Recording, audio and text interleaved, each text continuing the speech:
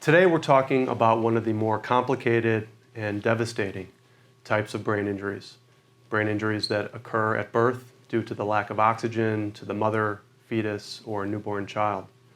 The medical term for oxygen deprivation is hypoxia. Intrauterine hypoxia is oxygen deprivation to the fetus in the mother's womb.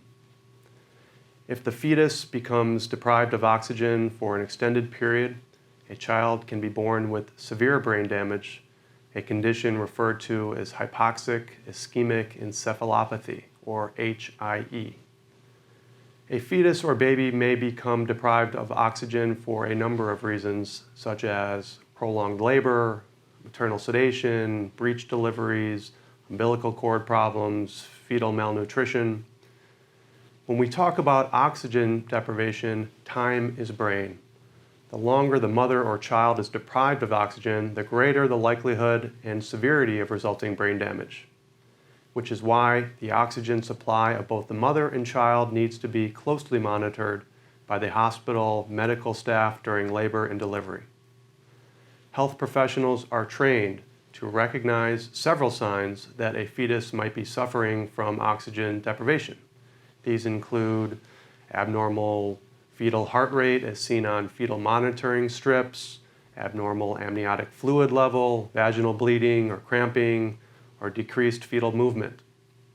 In many instances, brain damage to the child or mother can be avoided if the medical staff follows the standard of care of a reasonably careful physician or healthcare provider.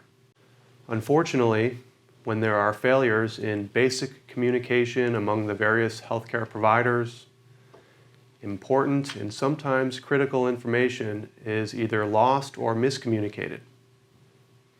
Common medical mistakes during labor and delivery leading to brain damage may include failure to recognize and act on fetal heart rate abnormalities, failure to timely deliver the baby via emergency C-section, and failure to timely resuscitate or intubate the baby.